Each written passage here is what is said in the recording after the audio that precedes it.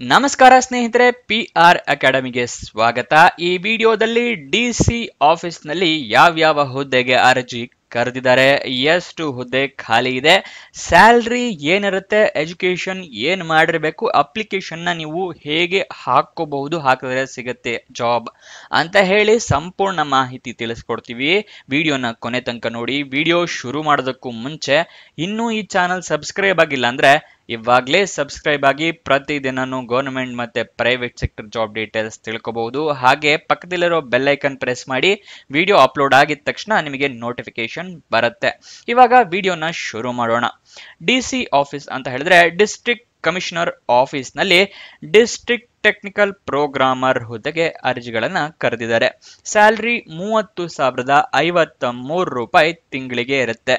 Next ವಯೋಮಿತಿಯ details ನ ತಿಳ್ಕೊಳ್ಳೋದಾದ್ರೆ minimum ನಿಮಗೆ 18 ವರ್ಷ ಆಗಿರಬೇಕು. ಮ್ಯಾಕ್ಸಿಮಮ್ 40 ವರ್ಷದವರು ಕೂಡ ಅಪ್ಲಿಕೇಶನ್ ಹಾಕೋಬಹುದು, ಅಂದ್ರೆ 18ರಿಂದ 40 ವರ್ಷದವರು. ನೆಕ್ಸ್ಟ್ ಸೆಲೆಕ್ಷನ್ ಪ್ರೋಸೆಸ್ ನ ವಿವರ ತಿಳ್ಕೊಳ್ಳೋದಾದ್ರೆ ರಿಟರ್ನ್ ಟೆಸ್ಟ್ ಅಂದ್ರೆ ಲಿಖಿತ ಪರೀಕ್ಷೆ ಇರುತ್ತೆ, ಅದಾದ ನಂತರ ಇಂಟರ್ವ್ಯೂ ಸಂದರ್ಶನ ಇರುತ್ತೆ. ಇದಿಷ್ಟು ಸೆಲೆಕ್ಷನ್ ಪ್ರೋಸೆಸ್ ನ ವಿವರ. ರಿಟರ್ನ್ ಟೆಸ್ಟ್ ಅಲ್ಲಿ ಪಾಸ್ ಆದವರಿಗೆ ಇಂಟರ್ವ್ಯೂಗೆ ಕರೀತಾರೆ. ನೆಕ್ಸ್ಟ್ ಅಪ್ಲಿಕೇಶನ್ ಹೇಗೆ ಹಾಕೊಳ್ಳೋದು ಅನ್ನೋದರ ವಿವರನ ತಿಳಿಸ್ಕೊಡ್ತೀನಿ. ಅದಕ್ಕಿಂತ ಮುಂಚೆ ನೆನಪಿಸ್ತಾ ಇದ್ದೀನಿ, ಇನ್ನೂ ಈ ವಿಡಿಯೋಗೆ ಲೈಕ್ ಮಾಡಿಲ್ಲ ಅಂದ್ರೆ ದಯವಿಟ್ಟು ಲೈಕ್ ಮಾಡಿ, ನಮಗೂ ವಿಡಿಯೋ ಮಾಡೋದಕ್ಕೆ ಪ್ರೋತ್ಸಾಹ ಸಿಗುತ್ತೆ. ಹಾಗೆ ನಿಮ್ಮ ಫ್ರೆಂಡ್ಸ್ ಯಾರಾದರೂ ಜಾಬ್ ಹುಡುಕ್ತಾ ಇದ್ದಾರೆ ಅಂತ ಹೇಳಿದ್ರೆ ಅಂತವರಿಗೆ ಈ ವಿಡಿಯೋ, ಈ ಚಾನಲ್ ಎಲ್ಲ ಶೇರ್ ಮಾಡಿ, ಅವರಿಗೂ ಜಾಬ್ ಹುಡುಕೋಕೆ ಹೆಲ್ಪ್ ಆಗುತ್ತೆ. ಇವಾಗ ಹೇಗೆ ಅಪ್ಲಿಕೇಶನ್ ಹಾಕೋಬೇಕು ಅನ್ನೋದನ್ನ ತಿಳಿಸ್ಕೊಡ್ತಾ ಇದ್ದೀನಿ. ಅಪ್ಲಿಕೇಶನ್ ನೀವು ಆಫ್ಲೈನ್ ಮುಖಾಂತರ ಹಾಕೋಬೇಕಾಗುತ್ತೆ. ಆಫ್ಲೈನ್ ಅಂತ ಹೇಳಿದ್ರೆ ಏನು ಅಂತ ಹೇಳಿದ್ರೆ, ಆಫ್ಲೈನ್ ಅಂತ ಹೇಳಿದ್ರೆ ನೀವು ಅಪ್ಲಿಕೇಶನ್ ನ ಪ್ರಿಂಟ್ ಔಟ್ ತಗೊಂಡು ಅದನ್ನ ಫಿಲಪ್ ಮಾಡಿ ನೀವು ಈ ಅಡ್ರೆಸ್ಗೆ ಕಳಿಸ್ಕೊಡ್ಬೇಕಾಗತ್ತೆ. ಅಡ್ರೆಸ್ ತಿಳಿಸ್ಕೊಡ್ತಾ ಇದ್ದೀನಿ. ಅದಾದ ನಂತರ ನಿಮಗೆ ಮುಂದೆ ಅಪ್ಲಿಕೇಶನ್ ಎಲ್ಲಿ ಸಿಗುತ್ತೆ ಅನ್ನೋದನ್ನ ನಾನು ತಿಳಿಸ್ಕೊಡ್ತೀನಿ. ಇವಾಗ ಅಡ್ರೆಸ್ ನೋಡ್ಕೊಳ್ಳಿ. Office of the deputy commissioner, Kodagu district, Madikeri, Karnataka. ಇಲ್ಲಿಗೆ 5 ಮಾರ್ಚ್ 2025 ಒಳಗಡೆ ನೀವು ಅಪ್ಲಿಕೇಶನ್ ನ ತಲುಪಿಸಬೇಕಾಗತ್ತೆ. ಬೇಕಾದ್ರೆ ಈ ಅಡ್ರೆಸ್ ಅನ್ನ ಸ್ಕ್ರೀನ್ ಶಾಟ್ ತಗೊಳ್ಳಿ. ಇದು ನೋಟಿಫಿಕೇಶನ್ ಅಲ್ಲಿ ಕೂಡ ಇರುತ್ತೆ. ನೋಟಿಫಿಕೇಶನ್ ಎಲ್ಲಿ ಸಿಗುತ್ತೆ ಅಂತ ಈಗ ಮುಂದೆ ತಿಳಿಸ್ಕೊಡ್ತಾ ಇದ್ದೀನಿ.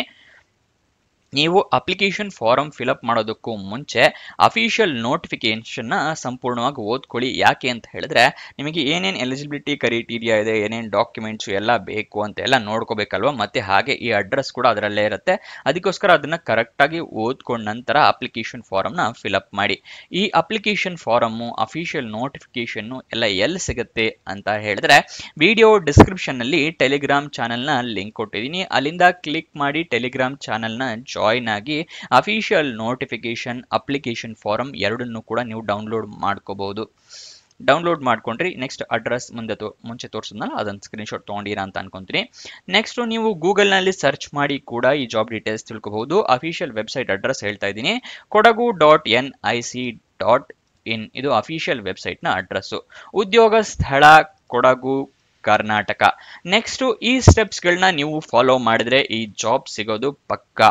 ಯಾವ ಸ್ಟೆಪ್ಸ್ ಅಂತ ತಿಳಿಸ್ಕೊಡ್ತಾ ಇದ್ದೀನಿ. ಅಫಿಷಿಯಲ್ ನೋಟಿಫಿಕೇಶನ್ ಮುಂಚೆನೆ ಕರೆಕ್ಟ್ ಆಗಿ ಓದ್ಕೊಳ್ಳಿ, ಎಲಿಜಿಬಿಲಿಟಿ ಕ್ರೈಟೀರಿಯಾ ಎಲ್ಲ ತಿಳ್ಕೊಳ್ಳೋದಕ್ಕೆ.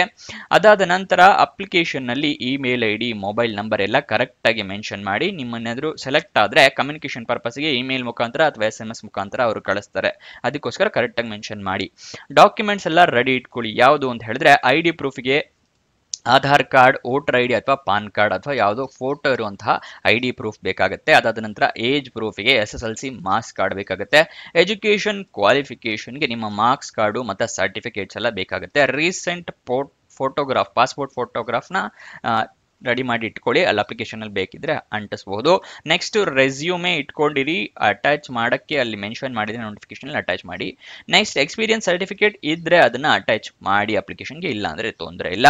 ನೆಕ್ಸ್ಟ್ ಅಪ್ಲಿಕೇಶನ್ ಫಾರಂ ನಿಮಗೆ ಎಲ್ಲಿ ಸಿಗುತ್ತೆ ಅಂತ ಮುಂಚೆ ತಿಳಿಸ್ಕೊಟ್ಟಿದ್ದೀನಿ. ಅಪ್ಲಿಕೇಶನ್ ಫೀಸ್ ಏನು ಇರೋದಿಲ್ಲ, ಫ್ರೀ ಆಫ್ ಕಾಸ್ಟ್ ನಲ್ಲಿ ನೀವು ಅಪ್ಲಿಕೇಶನ್ ನ ಹಾಕಬಹುದು. ಅದಾದ ನಂತರ ಅಪ್ಲಿಕೇಶನ್ ಎಲ್ಲ ಫಿಲಪ್ ಮಾಡಿ ಆದ್ಮೇಲೆ ಕ್ರಾಸ್ ವೆರಿಫೈ ಮಾಡ್ಕೊಳ್ಳಿ, ನೀವು ಅಪ್ಲಿಕೇಶನ್ ಅಲ್ಲಿ ಫಿಲಪ್ ಮಾಡಿರೋ ಡೀಟೇಲ್ಸ್ ಎಲ್ಲ ಕರೆಕ್ಟ್ ಇದೆಯಾ ಅಂತ ಹೇಳಿ. ಅದಾದ ನಂತರ 5 ಮಾರ್ಚ್ ಒಳಗಡೆ ಈ ಅಡ್ರೆಸ್ಗೆ ಕಳಿಸ್ಕೊಡಿ.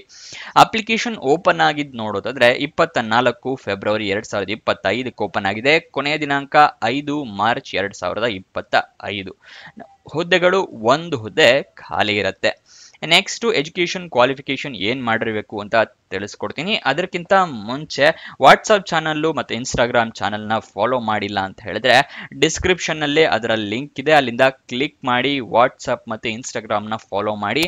ಅಲ್ಲಿಂದನೂ ಕೂಡ ನೀವು ಜಾಬ್ ಡೀಟೇಲ್ಸ್, ಜಾಬ್ ಅಪ್ಡೇಟ್ಸ್ ಎಲ್ಲ ಪಡ್ಕೋಬಹುದು. ಹಾಗೆ ನಿಮ್ಮ ಫ್ರೆಂಡ್ಸಿಗೂ ವಾಟ್ಸಪ್ ಇನ್ಸ್ಟಾಗ್ರಾಮ್ ನಲ್ಲೇ ಶೇರ್ ಕೂಡ ಮಾಡಬಹುದು. ಇವಾಗ ಎಜುಕೇಶನ್ ಕ್ವಾಲಿಫಿಕೇಶನ್ ಡೀಟೇಲ್ಸ್ ನ ನೋಡೋಣ. ಬಿಇ ಅಥವಾ ಬಿಟೆಕ್ ಆಗಿರಬೇಕು, ಅಥವಾ BCA MCA ಆಗಿದ್ರು ಆಗುತ್ತೆ. ಅದು ಕೂಡ ರೆಕಗ್ನೈಸ್ಡ್ ಬೋರ್ಡ್ ಅಥವಾ ರೆಕಗ್ನೈಸ್ಡ್ ಯೂನಿವರ್ಸಿಟಿಯಿಂದ ಆಗಿರ್ಬೇಕಾಗುತ್ತೆ. ನೆಕ್ಸ್ಟ್ ಇದಕ್ಕೆ ಎಕ್ಸ್ಪೀರಿಯನ್ಸ್ ನ ಅವಶ್ಯಕತೆ ಕೇಳಿದ್ದಾರೆ. ಏನು ಅಂತ ಹೇಳಿದ್ರೆ at least minimum 2 years of experience ನ ಕೇಳಿದ್ದಾರೆ. ಯಾವ್ದಾದ್ರು ಗೌರ್ಮೆಂಟ್ ಆಫೀಸು, ಕಂಪನಿ ಅಥವಾ ಇನ್ಸ್ಟಿಟ್ಯೂಟ್ ನಲ್ಲಿ ಎಕ್ಸ್ಪೀರಿಯನ್ಸ್ ಇರೋರು ಬೇಕು ಅಂತ ಹೇಳಿದ್ದಾರೆ. ಇದಿಷ್ಟು ಈ ಜಾಬ್ ನ ವಿವರ. ಏನಾದ್ರೂ ಡೌಟ್ಸ್ ಅಥವಾ ಕ್ವಶನ್ಸ್ ಇದೆ ಅಂತ ಹೇಳಿದ್ರೆ ಕಮೆಂಟ್ ಬಾಕ್ಸ್ ನಲ್ಲಿ ಕಮೆಂಟ್ ಮಾಡಿ, ನಾವು ಉತ್ತರ ಕೊಡೋದಕ್ಕೆ ಪ್ರಯತ್ನ ಮಾಡ್ತೀವಿ. ಹಾಗೆ ಲೈಕ್ ಮಾಡೋದು ಮರಿಬೇಡಿ.